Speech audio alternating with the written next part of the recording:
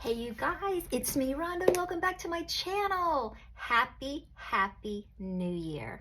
I hope you guys had a great holiday season and the new year is treating you well for the first 7 days, because here is what I'm about to drop down on you. So if you are new to my channel, I welcome you. I'm happy that you're here. If you are returning, you guys are going to enjoy this, because let me just tell you what we're redirecting. Okay, we know we all have great intentions going into the new year. We get super excited. We make all these plans. We think them through, and then it happens. You start, and then you realize I have taken on way more than I am mentally prepared to accomplish. So here is what this video is going to be about. I'm going to let you know what's not going to work even after the first week. Actually, it was after the first 4 days. I almost did a video on Thursday because I was about to lose my mind. But I regrouped, I allowed myself some grace, and now I have a better plan. So anyway, I just want to get on here to encourage you that if this happens to you, you're not alone. It's so normal. It's so normal, because I know at the end of the year, I allow myself from Thanksgiving to the end of the year to just enjoy eating, staying up late, not drinking as much water, drinking too much coffee, just all the things that normally I'm very regimented on and very intentional about. I know that I'm not going to try to make any changes or any promises to myself at that time of the year. Why would I lie to myself? My brain remembers everything that I tell myself. So why would I set myself up for failure at the end of the year? So that's why we all seem to set these, what I don't like to call resolutions, but just resets and new routines and new habits, stepping into that. And so last year I made this big attempt and laid out everything beautifully as how I thought it was going to work. And after 4 days, y'all, it's too much. So I'm here to confess my plan was bigger than I was. So what I'm going to change is, if you don't know what I had planned on doing, just a refresh. I'm reading through the Bible chronologically this year. And I'm doing 75 hard, which is it's more of a mental challenge than it is a physical challenge, because I already pretty much walk in the steps of this particular challenge. But it's just being a little bit more intentional because I need a mind shift. I'm getting too complacent and too lax in my health and wellness routine. Things aren't working like they used to. So I'm just making some changes, noticing the changes in my body that are taking place, and just trying to go with the flow. And I had expanded my quiet time and the books that I have that I want to accomplish to read. But here's the thing, it's too much. My quiet time in the morning is what my usual quiet time is. My plan was to do a daily reader in the morning to whet my appetite, give me something to soak in during the day, and then in the evening I was going to pick up and do my Bible study. And with this Bible study comes, my reading with my committed Bible for this particular study. This is not a chronological Bible. This is an ESV journaling Bible. But so that was my plan, was to have my morning quiet time routine as usual with my chronological Bible that I was going to read. I'm finding out that it doesn't really line up with this plan. So I'm off by maybe a chapter or maybe 2 chapters, and then it's starting to pull in some Chronicles already.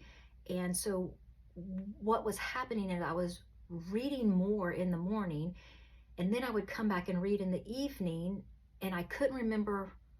I was just getting too much information, and it's the same information, but yet the stretch of it was too much. And then I'm listening to a podcast to go along with this particular study. My main goal was to get through the Bible chronologically. That was what my goal is for this year. I thought I would ease it by reading a daily reader chronologically. And I guess I should, well, it's in my other video. because I've already shelved it, and I'm finding out that it's just not lining up. So my mind seems to be bouncing back and forth, because now it's already pulled in some Chronicles, and I'm thinking, well, Chronicles, anyway, it's going to be enough that I'm going to have to jump back and forth from Genesis to Job to Genesis to wherever. So I've resigned the Daily Reader in the morning, and I am not going to be splitting up my quiet time. It's just too much, because with the 75 hard challenge, there's a challenge to read 10 pages of a book each day. And so I was trying to fit all of that in the evening before going to bed. And the first night was okay because I was excited. The second night, I'm detoxing, because I'm starting this new workout program and this mental thing of drinking a lot of water and doing 2 workouts and 1 being outside. And plus we started a job, another job. So I'm working outside physically, and I'm coming home and I'm tired.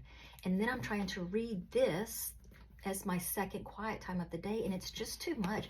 I was forcing myself to read, and then I'd get ready for bed, and then I think, oh, I've got to read those 10 pages because I don't want to fail the other challenge. And so anyway, it was just too much. And so I'm reading this in the morning, and I'm doing my workbook in the morning. So this is my morning quiet time.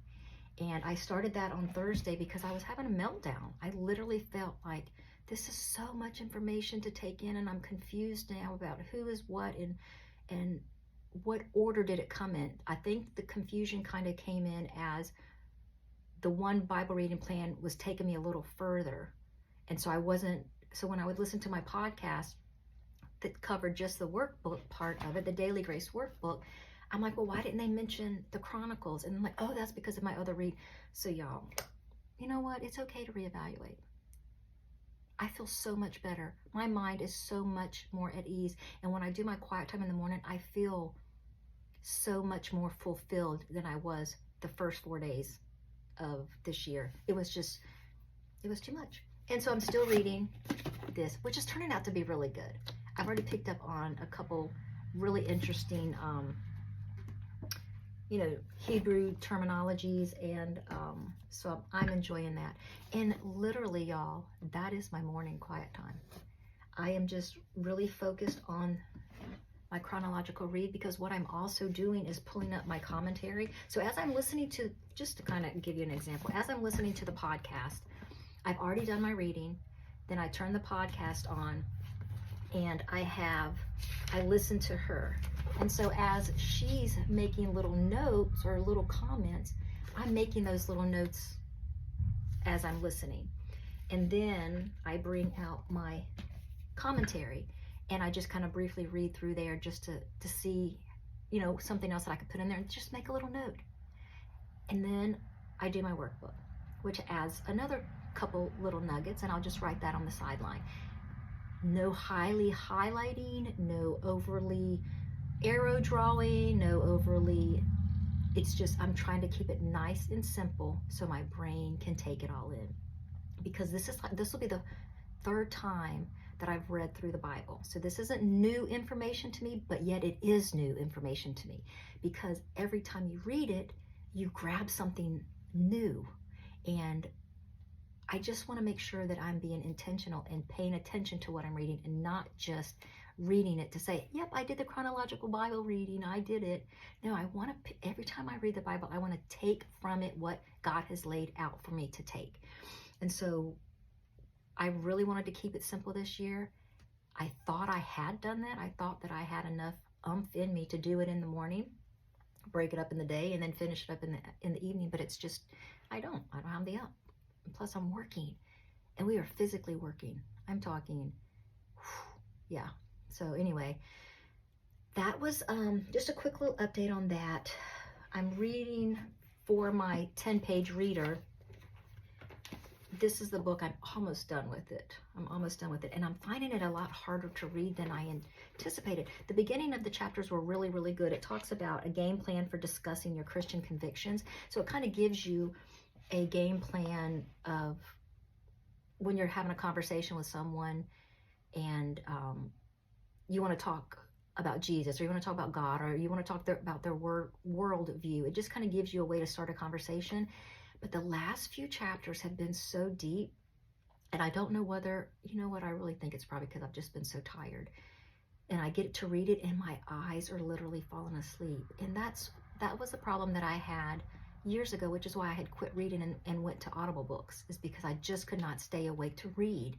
And then I started getting away from that and reading, and I fell back in love with reading. So now what I'm finding is this book is either too deep or I'm too tired or something. But anyway, it's something that I'm working out. Then the first week is actually probably the first month is going to be a working out your plan the way it works best for you. And I'm just giving you an update as encouragement that change is okay. And don't beat yourself up if you have all the good intentions and you want to play them out and you really want to walk that walk and say, yeah, this is really working. And then it gets to be too much. You don't fail, you just shift. That's all you do. You just shift. Seasons change. The last couple months of last year, I had so much more time on my hands. So why wouldn't I anticipate the same thing going into the new year? So why wouldn't I anticipate that I could get all this stuff done and you know, be on top of things? The physical work drains me. I'm tired. It's been cold. I've had to wear extra clothes. Clothes on, clothes off, clothes on, clothes off, because the weather don't know what it wants to do. But those are all things to factor in, plus starting a new clean eating, you know, getting rid of all the sugar that you ate over the holidays. That detoxes your body. That makes you tired. It makes you grumpy. It makes you go through some uncomfortable feelings. I'm drinking a gallon of water today. I go to the bathroom. I'm so thankful that we have a porta potty on this job. I am in that porta potty almost more than I'm not. But it's adjusting. My body is adjusting to the more water because I can already tell now I can go a little bit longer. I guess I don't know, maybe TMI, but whatever. When you start drinking more water, your body shifts. And so you have to go with the shift. Another thing I started doing is I have a lot of these little gadgets. I don't know if you guys have these little calendars, but I have them all over and I set everybody up for the 1st of July or January. This is the only one that I'm keeping up because there are too many. I started feeling like, what day is it? Well, this calendar is the 3rd and I have to look at my watch. So simplified. I close them all up and they're back on the shelf. I have one on my desk. So it's just those little kinds of shifts that you need to kind of step into, be okay with, and not beat yourself up if it doesn't work. I mean, our seasons of life change. And I'll just throw this out there if anybody, this is a random off the thing. My watch battery is dying so much quicker. If there's anything, any tips that you guys have that you may know, drop them in the comments. Because I have to register my stuff for my challenge so that I can get my second workout in, that I get my steps in, that I get my, you know, that kind of stuff done. But if my battery is dying midday, I'm missing out on thousands of steps, you guys. So I've already gone through and cut off all the background refreshing and things like that. But it just, before I started the video, it told me it was on low battery, 10%. So I need to charge it because I'm fixing to go do my second workout, which is just going to be a walking workout today. And so it's just little things like that. So I guess this video is mainly just to encourage you guys that if you've made big, hairy, scary plans for the new year and you're stepping in them and you're hi-hoing and you're going to get it, remember it's the very small things, the shifts that make you successful. It's not that you just jump in and go big and you think that you're doing what you've set your mind to, but now you're not actually taking in the knowledge, or you're missing the point of something and you're just trying to check it off. If you're not really absorbing the change that you want to make in this coming up year, take a deep breath, sit down, figure out what's working and what's not working. What's too much for me? Where can I maybe rearrange some time frames? And just go with it. Allow it to happen, because that's where you're going to make your biggest impact on yourself going into the new year, is when you follow through with the things you say you're going to do, and then allowing yourself grace when that doesn't work to shift it and say, this is what we're going to do now. It makes imprints in your mind. Your brain remembers what you say to yourself. So if you start something and then you go, well, gosh, I failed that. I didn't do. Your brain remembers that. So it sets you up. It says, and then you try to start again. And then it reminds you, hey, we tried this and we failed. So you've already beat yourself up. These are things that you have to remember. So when you do make a shift, you just tell yourself, that didn't work. We're going to shift over to do this. And we're going to make this our new goal for the week or whatever, for the month. And when the steps get too hard, I need to make another shift, because you want to be successful. The little pieces of success is what makes you successful. It's not the big leap that gets you there, because what about all that fluff in the middle? How did you get there? How do you sustain it? Well, if you don't take those little walks, those little steps to get there, and the shifts and everything, you're not going to sustain it. It happens. That's why everybody goes on diets every single year. That's why everybody, changes up this or changes up that, because they have to sustain it. So in order to sustain, it's those little changes that you make in all areas of your life, not just in your diet and your health, or not just in your exercise, or not in your reading or your quiet time. It's the little things that you change that stick, that make you feel successful. Okay, I did this. I feel good about that. All right, let's try a little bit more. And so you just give yourself permission to have grace, and just work through your plan. If you don't have a plan, you're going to fail. That's just how it is. It's always been that way. Sometimes we accept it. Sometimes we think that we can get to the other end and the other side and catch up when we want to. It's not going to work that way. Just evaluate yourself, give yourself grace, and just be encouraged to know that every time that you make a little shift and a little change and you move forward, that is a new pathway that's being made in your mind. I did it. I got through this reading part, or I got through this workout, or I got through this day without cheating on my diet, or whatever it is, whatever that small thing is for you. It's almost like the smaller it is, the more important it is.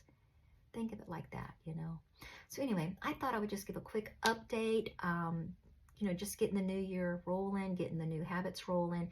And now I've got to go and do my workout while it's warm outside. Otherwise, I have to go up there while it's cold. So I'm trying to be strategic in that way. You know what I mean? There's just so much new that I'm trying to add in and shift around to make it work best for me. And plus, I got a meal prep still. So there's that. I hope you guys enjoyed this video. Leave me any comments if you have any advice about my watch, because that's really a bummer. I mean, I've YouTubed and I've done what I thought people were saying. They're saying it's the software, or it's not a bad battery. It's something about the software. But if you have any other tips and tricks, I'm your girl. I need your tips.